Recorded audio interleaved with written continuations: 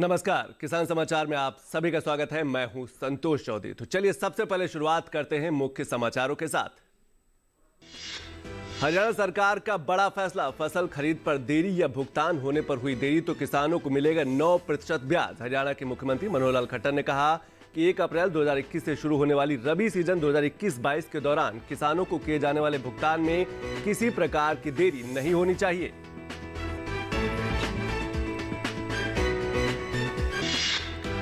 पशुपालकों की आय बढ़ाने के लिए सरकार के प्रयास जारी। पशुपालकों के लिए पशु क्रेडिट योजना हो रही है लाभकारी। पशुपालक पशुओं के लिए क्रेडिट पर ले सकता है बैंक से पैसा।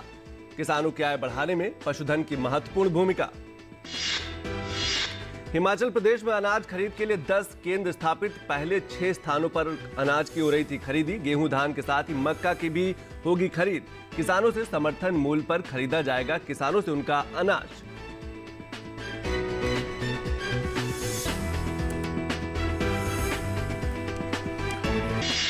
और उत्तर प्रदेश के कई जिलों में श्रमिकों को पेंशन योजना का नहीं मिल पा रहा है लाभ। यूपी के औरैया जिले में 62,000 से अधिक श्रमिक विभागीय लापरवाही का हो रहे हैं शिकार।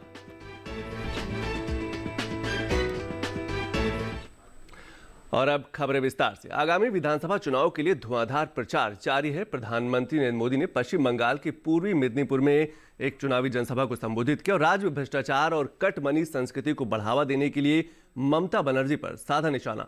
उन्होंने कहा कि किसानों को पीएम किसान सम्मान निधि के तहत मिलेगी आर्थिक सहायता अगर भाजपा सरकार में आती है।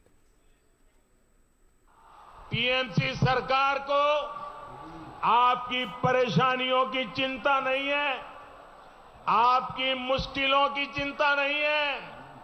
साथियों, बहनों बेटियों के लिए जो काम केंद्र की भाजपा सरकार कर रही है उसको डबल इंजन की सरकार कई गुना बढ़ाने वाली है।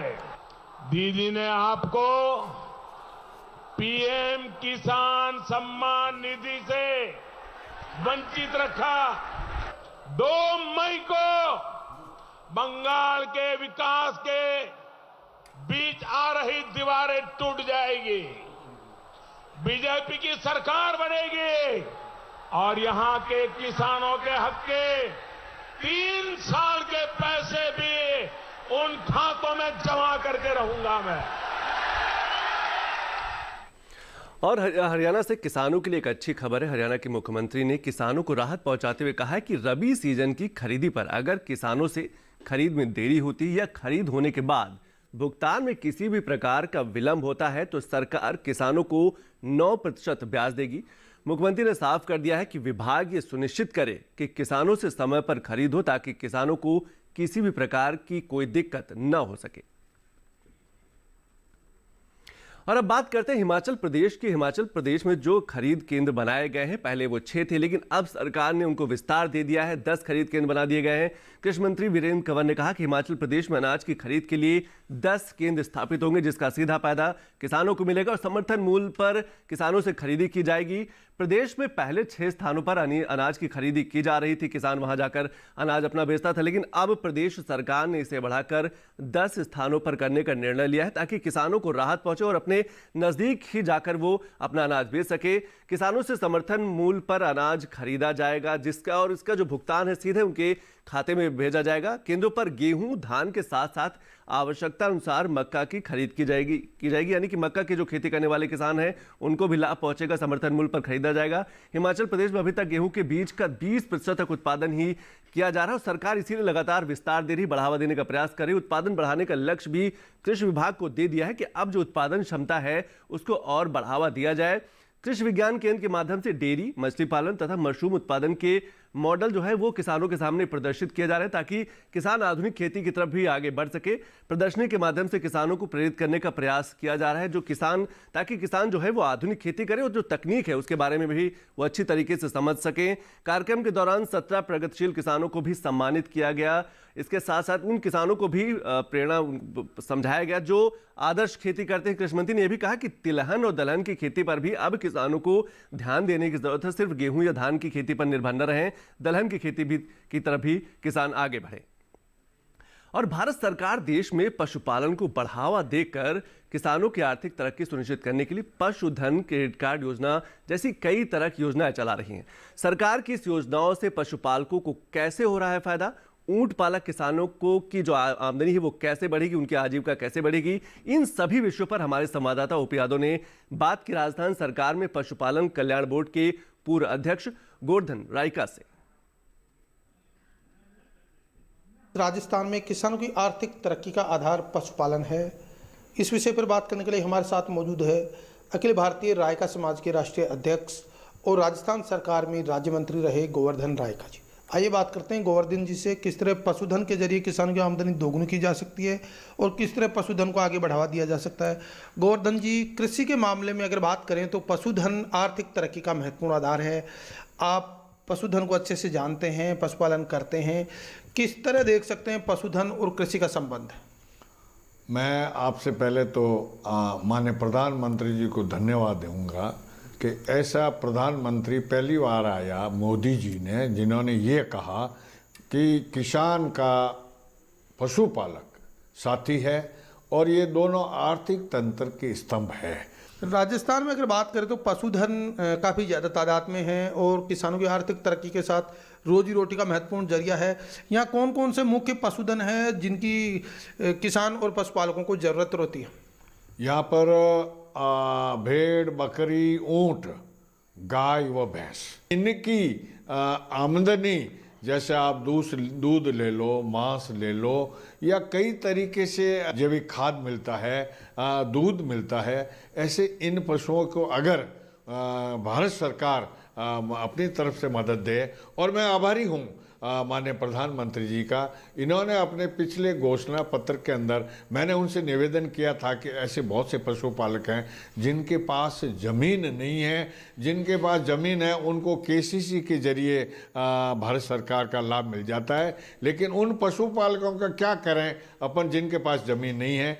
तो माननीय प्रधानमंत्री जी के सलाहकार के द्वारा मुझे पूछा गया तो मैंने कहा उनके लिए एक पशु क्रेडिट कार्ड योजना लागू करनी चाहिए, और मैं धन्यवाद देता हूं प्रधानमंत्री जी को कि उन्होंने इस पशु क्रेडिट कार्ड योजना को लागू कर दिया।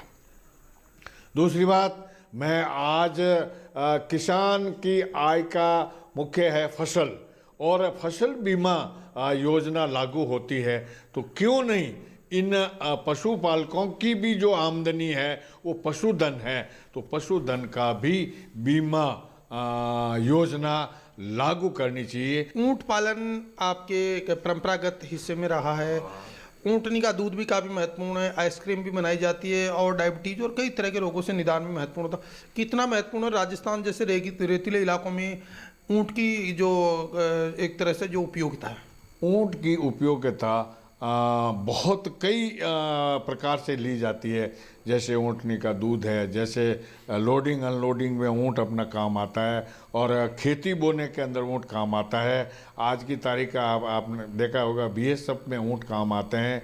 कई तरह की अपने लाल किले के सामने भी कई तरह की होती है, तो ऊँट वहाँ जो है प्रदर्शनी होती है। माननीय वसुंधरा जी के शासनकाल में हम ऊँट का एक 50,000 का बीमा करते थे, भैंस का 50,000 करते थे, गाय का 50,000 करते थे, भेड़ बकरी का 5,000 का बीमा करते थे। और इन बीमों के जरिए मैं आपको गर्व के साथ कहता हूँ, मेरे मंत्रिमंडल कार्यकाल में पहली बार राजस्थान सरकार में 38 करोड़ 68 लाख रुपए इन पशुपालकों को वितरित किया गया, जिससे इनको एक बहुत बड़ी आमदनी मिली। ऊँटों की संख्या दिन प्रतिदिन कम होती जा रही है, इसकी जो कमी पूर्ति के लिए सरकार से आप क्या मांग करेंगे ताकि ऊँटों की संख्या भी बनी रहे और पशुपालन भी होता रहे? पिछली सरकार में ऊँटों की संख्या के बारे में बहुत चिंता जाहिर की थी, और उसमें माननीय प्रधानमंत्री ने, मुख्यमंत्री वसुंधरा जी को धन्यवाद देता हूँ, उन्होंने एक योजना लागू की कि प्रति बच्चा, ऊँटनी के बच्चा पैदा होते ही 10,000 रुपये प्रति बच्चा दिया जाता था, जिससे उसको ऊँट पालक को उस बच्चे को बड़ा करने में बहुत बड़ी सहायता मिलती थी। ऊँटनी के दूध के लिए एक मिनी प्लांट के लिए माननीय वसुंधरा जी ने अपने पिछले बजट के अंदर एक 5 करोड़ से एक प्लांट लगाने की भी स्वीकृति दे दी थी। मेरा भारत सरकार से भी निवेदन है कि मेल कैमल को बेचने के लिए फ्री करना चाहिए ताकि वो आउट ऑफ स्टेट ले जाए। इस ऊँटनी के दूध के लिए मिनी प्लांट जयपुर के अंदर लगाना चाहिए।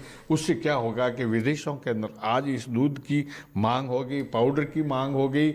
तो ये थे राजस्थान सरकार में राज्य मंत्री रहे एवं अखिल भारतीय रायका समाज के राष्ट्रीय अध्यक्ष गोवर्धन रायका, जिनका मानना है कि केंद्र प्रेरित योजनाओं से राजस्थान में न केवल पशुधन को बढ़ावा मिल रहा है बल्कि किसानों की आर्थिक तरक्की करने के रास्ते भी खुल रहे हैं।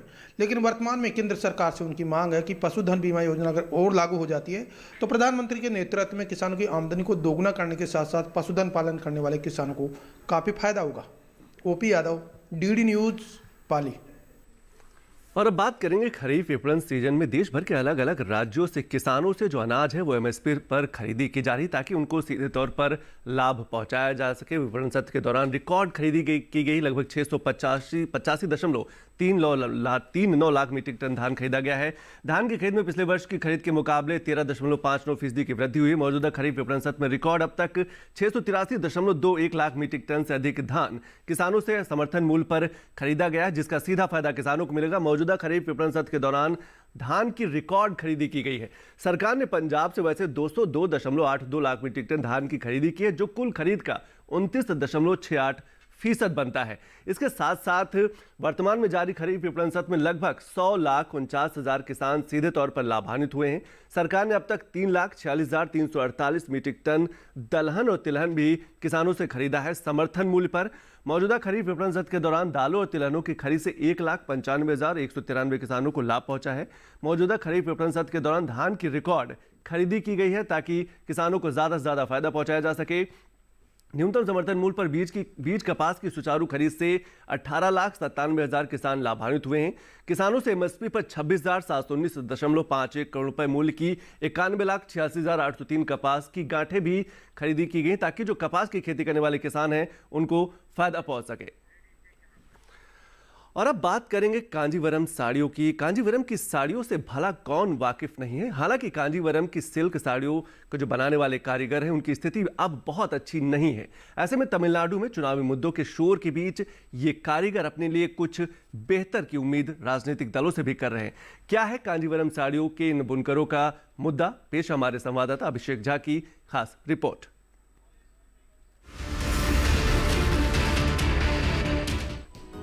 तमिलनाडु के कांजीवरम शहर में बनाई जाने वाली सिल्क की साड़ियाँ, जिन्हें कांजीवरम सिल्क के नाम से भी जाना जाता है, अपनी विशेष बुनावट के लिए जानी जाती हैं। खास बात यह है कि इसके लिए बनाने वाले जो कामगार हैं वे इस शहर से आते हैं। जो कच्चा सिल्क है वह कर्नाटक से आता है और साड़ियों में लगाने के लिए जो जरी है वह सूरत से आती है। सच्चे अर्थों में यह भारत के विभिन्न क्षेत्रों का प्रतिनिधित्व करती है। इन साड़ियों की खास डिमांड शादियों में होती है और दक्षिण भारत में खास तौर पर कांजीवरम साड़ियाँ शादी के लिए एक निहायत ही जरूरी श्रृंगार हैं। कांजीवरम सिल्क इसलिए हम लेने के लिए आए हैं क्योंकि ये बहुत अलग तरीके से दिखता है फंक्शंस में। When compared to the other silk sarees, Kanchipuram silk is very nice in its texture and luster, and all my family members, my grandmother, mother, everybody is used to wear Kanchipuram silk sarees for any kind of functions in our family. हालांकि कुछ हजार रुपए से शुरू होकर लाखों की कीमत तक में बेची जाने वाली कांजीवरम सिल्क साड़ियों को बनाने वाले कामगारों की स्थिति बहुत अच्छी नहीं है। एक साड़ी को बनाने में करीब 15 दिन का वक्त लगता है, जिसके लिए मजदूरी लगभग 5,000 की मिलती है। इसके अलावा पूरे परिवार के अलग अलग लोगों को एक साड़ी के बनाने के काम में जुटना भी होता है। यह मजदूरी निश्चित रूप से कामगार की कुशलता और धैर्य के साथ न्याय नहीं कर पाती है। We are expecting more subsidy from the government, sir, but they are not supporting us. Actually, weaving time is 15 days. After we are getting only 5,000 rupees labor only. So this is not sufficient for running the family.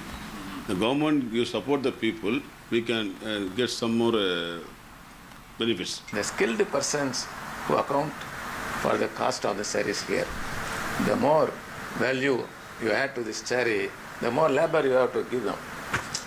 So when the sellers are not able to sell sarees at good prices, the labor should be hit. with poor incomes.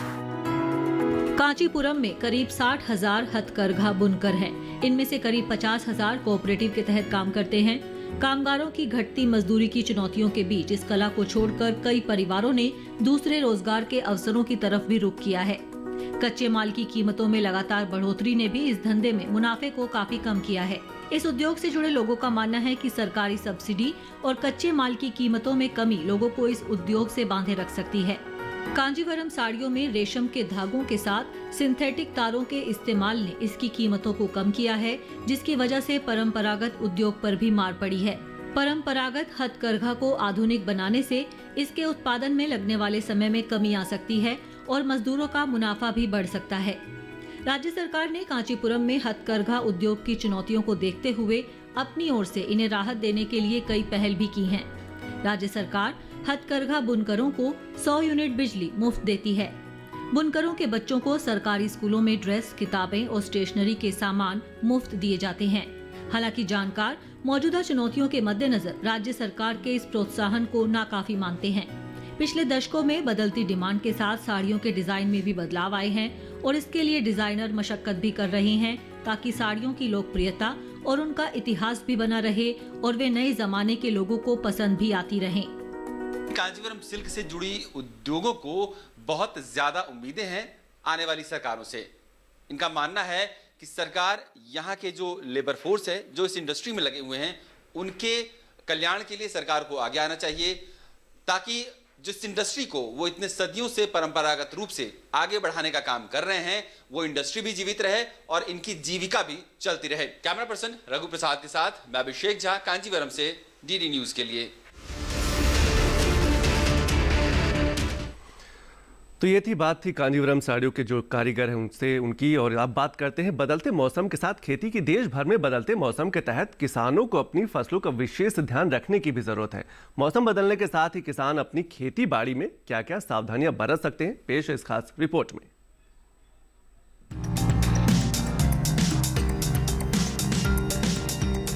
Himachal Pradesh के पहाड़ी इलाके के किसान इस समय poly house को अच्छी तरह से साफ करें और फूल गोभी, पत्ता गोभी, टमाटर, शिमला मिर्च और खीरा लगाने की तैयारी करें। हिमाचल प्रदेश के मध्यम ऊंचाई वाले इलाके में भी किसान बारिश के बाद फूल गोभी, पत्ता गोभी, टमाटर, शिमला मिर्च और सलाद पत्ते की नर्सरी लगा सकते हैं।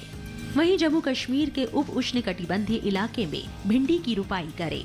इसके अलावा यहाँ के किसान टमाटर, बैंगन और मिर्च के अलावा कद्दू वर्गीय सब्जियों की रुपाई करें।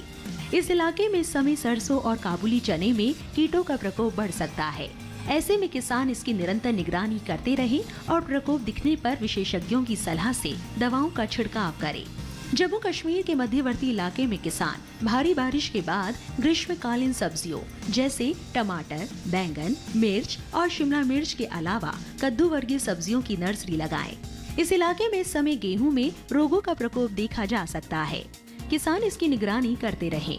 जम्मू कश्मीर में घाटी इलाके के किसान सरसों, गेहूं, मटर, जौ और केसर के खेतों में पानी जमा न होने दें।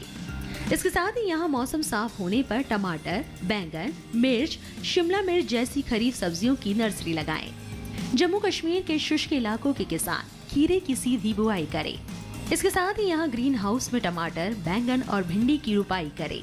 वहीं उत्तराखंड के पहाड़ी इलाकों में गेहूं के खेतों में पर्याप्त नमी बनाए रखें। इसके साथ ही यहाँ टमाटर, बैंगन, मिर्च, शिमला मिर्च, खीरा और कद्दू वर्गीय सब्जियों की नर्सरी लगाएं।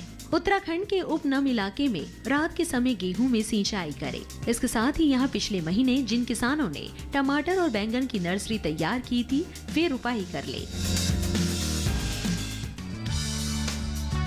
ये मौसम भिंडी की बुआई के लिए अनुकूल है।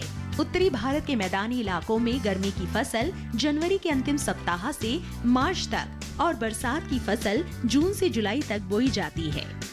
1 हेक्टेयर में भिंडी की बुआई के लिए 18 से 22 किलो बीज पर्याप्त है। भिंडी की बुआई करने से पहले खेतों को जोतकर तैयार कर ले।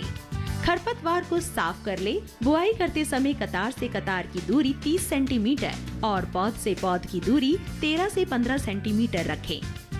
किसान भिंडी की कई किस्मों की बुआई कर सकते हैं, जैसे पूसा मखमली, पूसा सावनी, लाल भिंडी और IHR 31 आदि। पूसा मखमली किस्म की भिंडी की लंबाई 6 से 8 इंच तक होती है। ये भिंडी लंबी, सीधी, चिकनी और हरे रंग की होती है। पूसा सावनी किस्म की भिंडी की लंबाई 10 से 15 सेंटीमीटर होती है। ये लंबी, पतली, नरम, चिकनी और गहरे हरे रंग की होती है। पूसा सावनी किस्म की 1 हेक्टेयर में 80 से 100 क्विंटल तक पैदावार ली जा सकती है। लाल भिंडी लंबी, सीधी और गुदेदार होती है, जबकि IHR 31 किस्म की भिंडी की लंबाई 24 सेंटीमीटर तक होती है। ये मोटे गुदे वाली और हल्के हरे रंग की होती है। अगर बात सिंचाई की करें तो बुआई के तुरंत बाद फसल में पहली सिंचाई करें और फिर दूसरी और तीसरी सिंचाई 3 से 4 दिन के अंतराल पर करें। फसल की अच्छी पैदावार के लिए खेतों में समय समय पर निराई गुड़ाई करते रहें।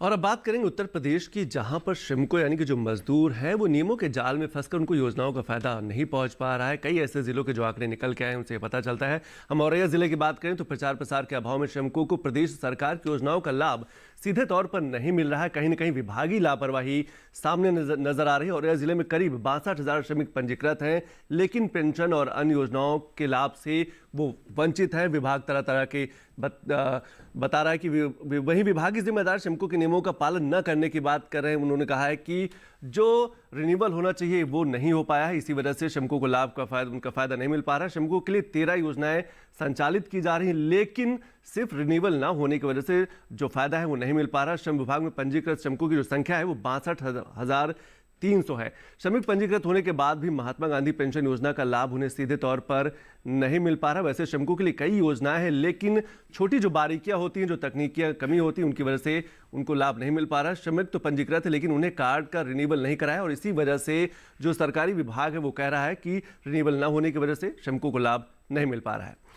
और सरकार की योजनाओं का लाभ देश भर के किसान उठा रहे हैं। जहां ड्रिप सिंचाई से उनके लागत में कमी आ रही, वहीं नवाचार से किसान अपनी आय भी बढ़ा रहे हैं। पेश हमारे संवाददाता हरकेश बहादुर सिंह गौतम की चंदौली से ग्राउंड रिपोर्ट। उत्तर प्रदेश के चंदौली जिले को धान का कटोरा कहा जाता है। साथ ही दूसरी तरफ किसान अपने नवाचार से चंदौली को नई पहचान दिला रहे हैं। यहाँ के किसान नई फसलों का उत्पादन भी कर रहे हैं। ये बलवंत सिंह हैं, जो अपने भांजे की प्रगतिशील किसानी से प्रेरित होकर पहली बार स्ट्रॉबेरी की खेती कर रहे हैं, तो दूसरी तरफ ड्रिप सिंचाई का प्रयोग कर सरकारी योजनाओं का लाभ लेकर खेती में कम लागत से ज्यादा मुनाफा कमा रहे हैं। अच्छा बेनिफिट हुआ है। अगले साल और भी इसको विस्तार से बढ़ाना चाहते हैं। तरबूजा खिरबाना का भी इसमें खेती किए हैं, बढ़ाए हैं देखते हुए। शिमला मिर्चा भी इसमें शामिल है। इसी तरह देखते हुए हम और भी सिस्टम अगले साल बढ़ाकर थोड़ा ड्रिप सिंचाई की योजना से इसका फायदा उठाएंगे। ये प्रगतिशील किसान अपने साथ साथ दूसरे लोगों को भी स्ट्रॉबेरी की खेती के लिए प्रेरित कर रहे हैं। खुद गांव में ही नर्सरी खोलकर अपनी आय भी बढ़ा रहे हैं और इससे लोगों को पेड़ पौधे लगाने के लिए साधन भी उपलब्ध करा रहे हैं। स्ट्रॉबेरी की खेती के साथ साथ यहाँ पे नर्सरी भी खोल रखा है, जो कि मामा जी का खेत है, वहीं पे नर्सरी भी खोले हुए हैं और स्ट्रॉबेरी भी लगाए हैं। और ये बिहार वाली मेन रोड है, तो इस चंदौली से 3 किलोमीटर की दूरी पड़ता है। स्ट्रॉबेरी के साथ साथ हम नर्सरी से भी अच्छी इनकम पा लेते हैं और तरबूज खरबूज की खेती करते हैं। इस तरह के नए प्रयोग से कई गांव और कई जिले लाभान्वित हो रहे हैं। जाहिर है कि किसानों द्वारा इस तरह की पहल देश के दूसरे किसानों के लिए प्रेरणा है। किसान इस तरह के नवाचार कर कृषि में अपनी आय बढ़ा सकते हैं। सरकार की सोच मतलब प्रधानमंत्री की सोच, और बनारस संसदीय क्षेत्र से 40 किलोमीटर दूर यह युवा किसान सरकार की सोच के साथ चलने की कोशिश कर रहा है।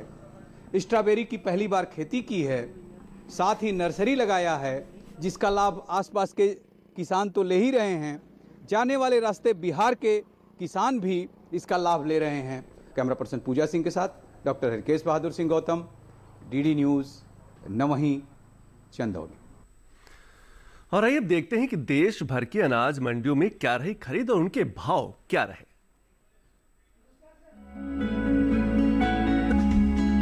इस साल धान की पैदावार में अच्छी बढ़त हो सकती है। बीते साल के मुकाबले इस साल धान की उपज में 15 लाख टन से ज्यादा की बढ़त का अनुमान है। फसल वर्ष 2020-21 के 24 फरवरी तक के लिए कृषि मंत्रालय की ओर से जारी दूसरे अग्रिम अनुमान के मुताबिक देश में धान की कुल उपज 12 करोड़ 3 लाख 20 हजार टन रह सकती है, जबकि बीते साल के समान अवधि के दौरान उपज 11 करोड़ 88 लाख 70 हजार टन की रही थी। वहीं चावल के निर्यात पर नजर डालें तो इस साल देश से बासमती और गैर बासमती चावल के निर्यात में खासा इजाफा हुआ है। साल 2020-21 के 9 महीने यानी अप्रैल से दिसंबर के दौरान बासमती चावल का कुल निर्यात बढ़कर 33 लाख 80 हजार 654 टन का हुआ है, जो बीते साल 28 लाख 42 हजार 724 टन का था। वहीं गैर बासमती चावल के निर्यात में भी इजाफा हुआ है। साल 2020-21 में अप्रैल से दिसंबर महीने के दौरान देश से गैर बासमती चावल का निर्यात 82 लाख 17 हजार 255 टन का हुआ है, जबकि बीते साल के समान अवधि के दौरान निर्यात 35 लाख 87 हजार 432 टन का ही हो सका था। आपको बता दें कि इन दिनों धान की सरकारी खरीद चल रही है। 26 फरवरी 2021 तक धान किसानों से 6 करोड़ 63 लाख टन से अधिक की धान खरीदी जा चुकी है, जबकि बीते साल के समान अवधि के दौरान खरीद का यह आंकड़ा 5 करोड़ 70 लाख 30 हजार टन का रहा था।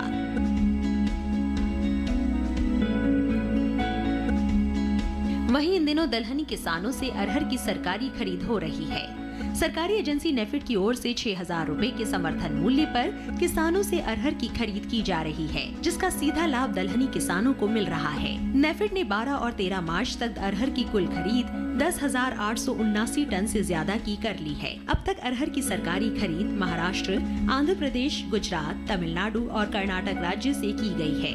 कर्नाटक से अरहर की कुल खरीद 8,969 टन की हो चुकी है। महाराष्ट्र से अरहर की खरीद 1,237 टन, गुजरात से इसकी खरीद 554 टन, आंध्र प्रदेश से 86 टन, तमिलनाडु से 31 टन अरहर खरीदी जा चुकी है। इस सरकारी खरीद से अब तक 7,000 से ज्यादा किसानों को लाभ मिला है।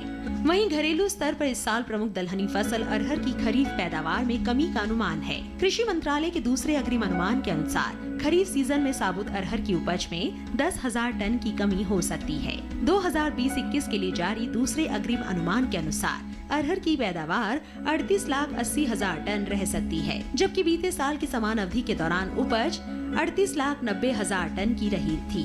बता दें कि देश भर में दलहनी फसलों की पैदावार में इस साल इजाफा हो सकता है। दलहनी फसलों में शामिल अरहर, चना, उड़द, मसूर और मूंग के अलावा बाकी फसलों की पैदावार में 13 लाख 90 हजार टन की बढ़ोतरी हो सकती है। फसल वर्ष 2020-21 के 24 फरवरी तक के लिए जारी कृषि मंत्रालय के दूसरे अग्रिम अनुमान के अनुसार देश में दलहन की कुल पैदावार 2 करोड़ 44 लाख 20 हजार टन के पार जा सकती है, जबकि बीते साल के समान अवधि के दौरान उपज 2 करोड़ 30 लाख 30 हजार टन की रही थी।